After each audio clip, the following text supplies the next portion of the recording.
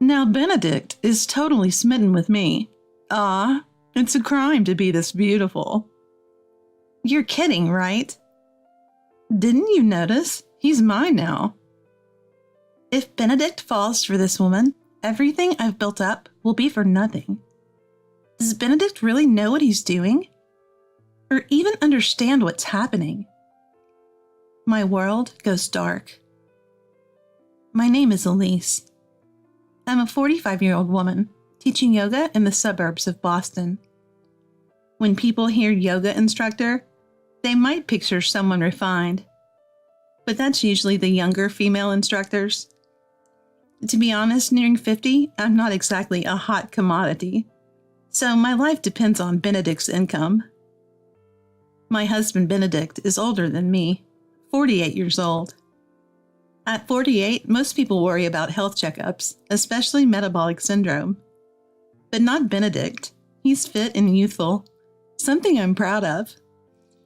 When I show his pictures to my yoga students, they're amazed and start comparing him to their own husbands. So I often tell new students, bring your husband to my yoga class, and he could look like this. Benedict and I met because I was his yoga instructor, so it's not entirely untrue. I teach yoga a few days a week and spend the rest of the time as a housewife. I thought this would be my life forever. That was until she showed up. She changed everything between Benedict and me. It started during a trial yoga class. One day, a familiar woman joined the class. I struggled to remember where I'd seen her before. I felt bad for not remembering her face, but maybe deep down, I didn't want to remember her because she was such an unpleasant woman. The answer came from her. During the break, she approached me. It's been a while. Remember me? Seeing her malicious smile, I remembered. This woman was Lori, a childhood friend. Lori and I lived close to each other and have gotten along well since we were little, playing together. Lori was cute and popular, even rumored to become an idol someday. But she had another reputation, and Lori's reputation stood out in other ways too.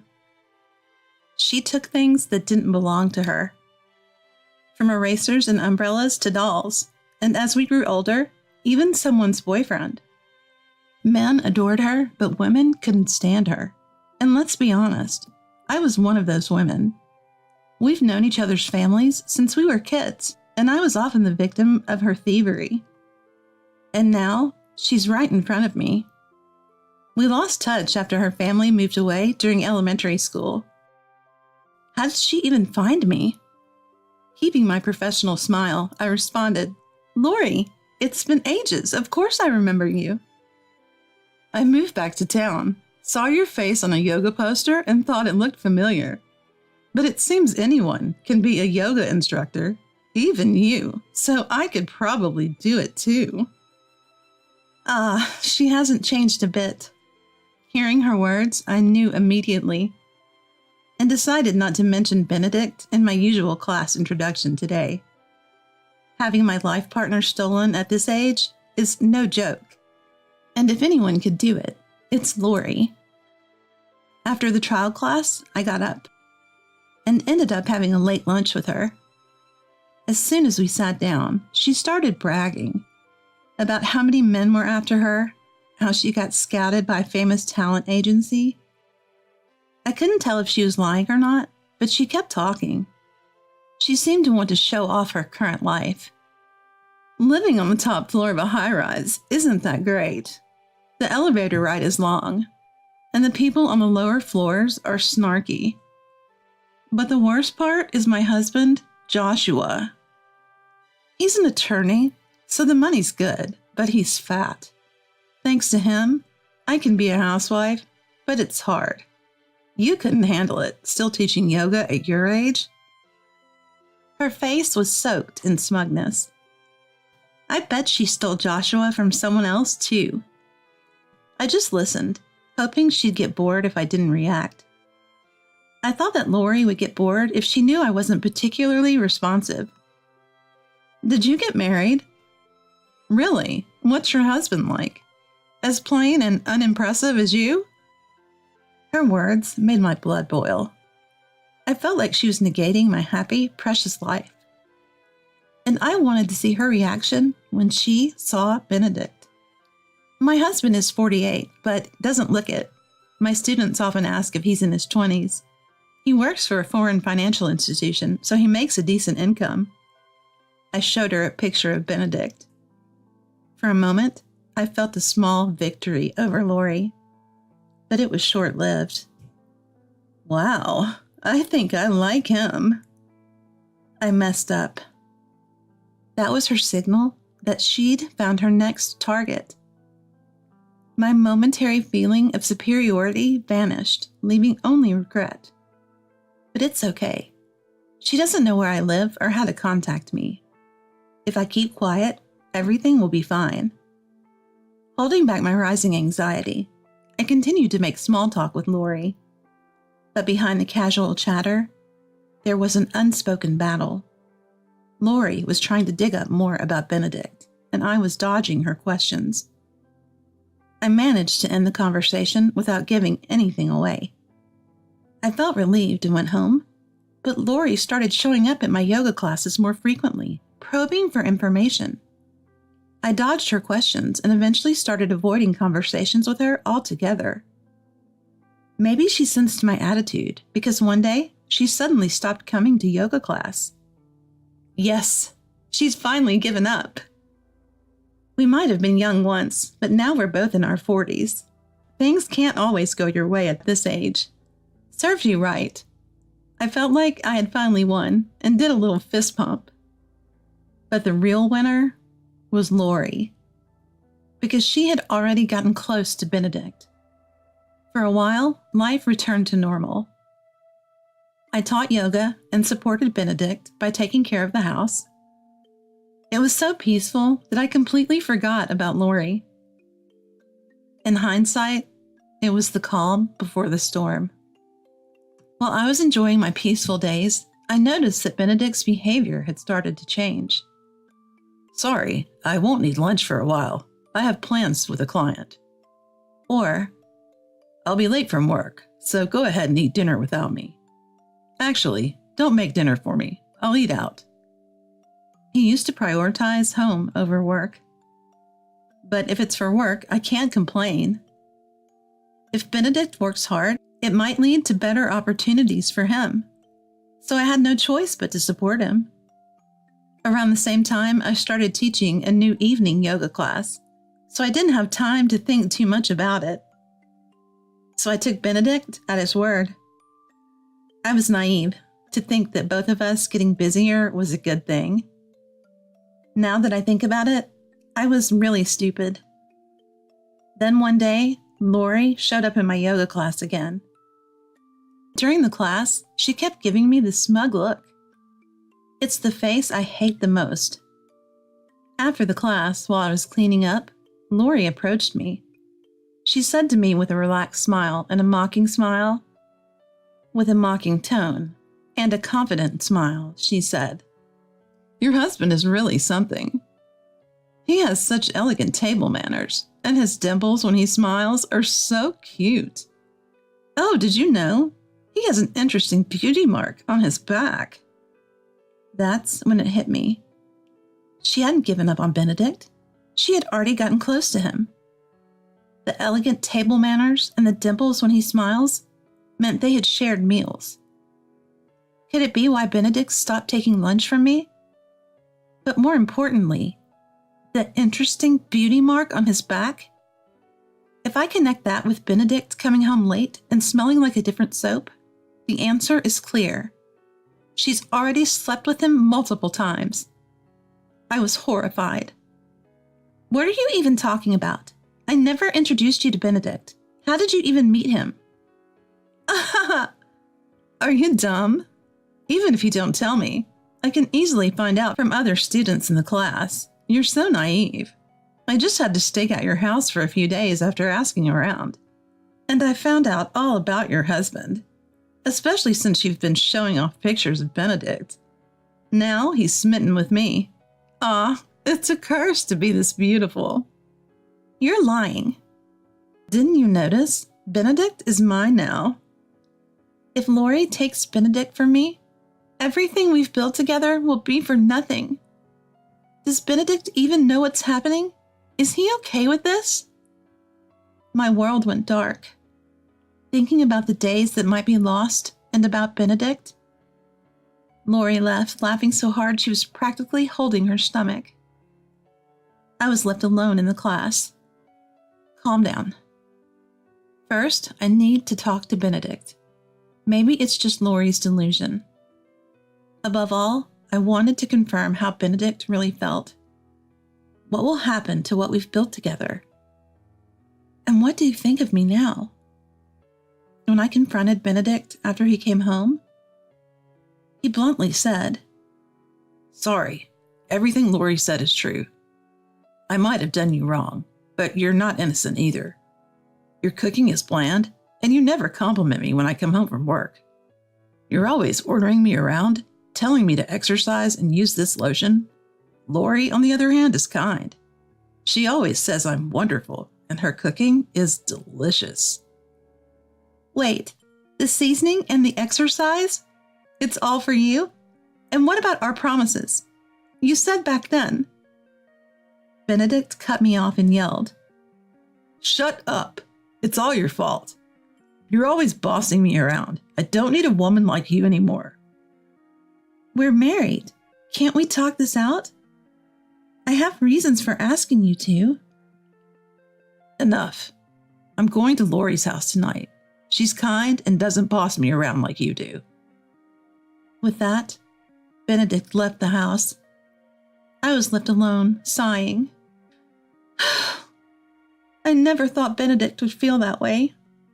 Sure, I've asked him to do various things. But did he see those as orders? Even though it was all for his sake? Everything I've done for Benedict was just negated by the man himself. But his way of putting it was unfair, blaming everything on me and insisting he's not at fault. And then saying he's going to Lori because she's kind. What is he, a grade schooler? He's almost 50 for crying out loud. Is this who Benedict really is? I admit I might have been wrong in how I acted, but reflecting on what Benedict just said, my love for him suddenly cooled. Besides, he's infatuated with Lori and doesn't seem to care about me. That's when it hit me. If that's the case, I might as well hand Benedict over to Lori, clean and clear. If I do that, I might be able to get back at Lori twice as hard. Thinking about the way she laughed at me, I made up my mind. Next time, it's my turn to laugh. I'll get back at her. Lori showed up at the yoga class the next day. Just like yesterday, she looked at me with a smug face throughout the class. Enjoy that look while you can. I told myself that and calmed down. After the class, Lori approached me again, just like yesterday. Today, I have a date with Benedict. He stayed over at my place last night, and it felt like we were a real married couple. Oh, sorry. I forgot. His legal wife is right here. If you like Benedict that much, go ahead. He doesn't seem to love me anymore, so you can have him. Lori looked disappointed for a moment, expecting me to show a frustrated face, but it was only for a second. Oh, giving up so soon? Well, he's already smitten with me, so it makes sense. Hey, Lori, aren't you married to Joshua? Have you talked to him? What? I can easily get rid of that fatso. I'm fabricating evidence of his infidelity to claim alimony and leave him. Disgusting. That's what I thought. She takes what she wants and discards it when she's done. I feel so sorry for Joshua. Well then, I'll gladly take Benedict. You plain boring women always lose. Spend your lonely age alone. With that declaration of victory, Lori left. Let her say what she wants. That day, I had Benedict sign the divorce papers. He must have already heard about today from Lori. He signed without asking any questions. Watching him, I thought how quickly our happy days had come to an end.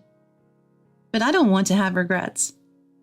Before either of us could change our minds, I submitted the signed divorce papers to the court. Now, I'm single. I rented an apartment nearby and started living alone. However, living on just a yoga instructor's salary felt a bit insecure, so I started dipping into my savings. But even while living alone, I was in contact with someone without fearing the future. All I had to do was wait for their response.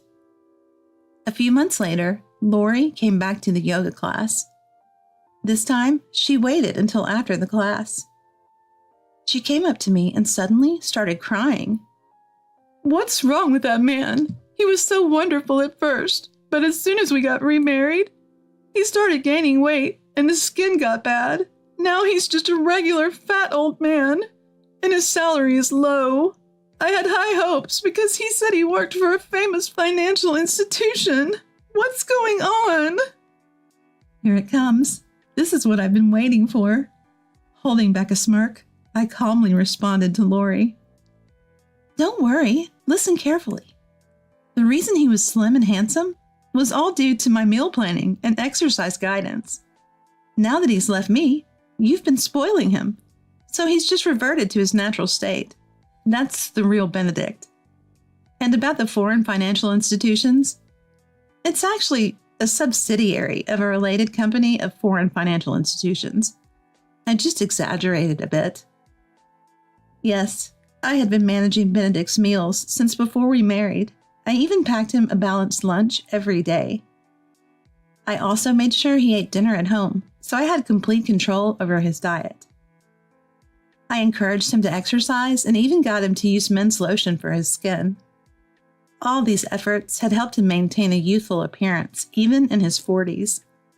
But all that ended when we divorced, and his new spouse, Lori, just spoils him. She probably doesn't think about balanced meals or encourage him to exercise. It's only natural he'd revert to his old self, living like that." "What? So you're saying he was only good because of you? What's that about?" "It's fine. If your love is true, he'll become wonderful again. Not that it matters to me." "No way. I don't want that fatso. Take him back." I'm amazed at how this woman can talk about people as if they're objects. But of course, I have no intention of taking him back. "Too bad. I've already found someone else to marry. Here he is." I showed Lori a photo of my new fiancé on my phone. The man on the screen was a well-built, kind-looking man wearing an attorney badge. "What? Who is this guy?" "He's amazing." "Hey, I'm a better match for him than you are. Let's swap, okay? How about Benedict for him?" Now it's my turn to laugh out loud. "Why don't you ask him yourself? Ask him to marry you, or, ask him to get back together with you, because this man is your ex-husband, Joshua." "What? How did Joshua turn into such a great guy? You're lying. And I can't stand the idea of you being with such a handsome man." Still saying that, huh? I was utterly amazed. I'm not lying. The person I'd been in contact with while living alone after divorcing Benedict was none other than Lori's ex-husband, Joshua. I was in contact with him, of course, to get back at Lori. First, I dramatically changed Joshua's appearance through meal planning and exercise. Of course, it was all to make Lori regret later. But this revenge is just the first step. The second step is yet to come. Did you forget that Joshua is an attorney? I've already told him about your attempt to fabricate his affair. You should be expecting a lawsuit for damages from him any time now. What? Oh, and from me too. I'm suing you for having an affair with my husband. And of course, I have the best attorney, Joshua. Ah! It's too late for Lori's small cry. Oh, I almost forgot. Benedict got his current job through a client from my yoga class. I've told them about this whole mess, and they were really disappointed. Who knows what will happen to Benedict's job now? Lori was speechless. I left her standing there and gracefully exited the class. Serves you right. You've taken so much from me, and now you've even taken away my husband. You got what you deserved. After some time, Lori had to pay a hefty sum in damages due to our lawsuits. She had to sell the luxury apartment she got from divorcing Joshua, and now she and Benedict are living in a cheap apartment. Just like I said, Benedict's salary got even lower due to his demotion, and now Lori has to work too. Some of my yoga students work at the same place as her, so naturally I've told them about Lori. My students are all saying things like, "What a terrible woman, Elise. You've been through a lot. We'll make sure she gets what's coming to her. I can't wait to give her a hard time." As for me, I happily remarried Joshua. Thanks to my dedicated meal planning and exercise guidance, he's undergone a dramatic transformation from his previous overweight condition, and is even featured in magazines now. His legal practice is booming, and he's swamped with work, which is a good problem to have. Unlike Benedict, Joshua listens to my advice and appreciates it, so I'm even more motivated to prepare his meals. Oh, and the luxury apartment Lori had to give up? We're living there now. From the windows of our high-rise apartment, the building where Lori and Benedict live looks so small, it's almost laughable. My revenge is complete. From now on, I plan to live a peaceful and happy life with Joshua.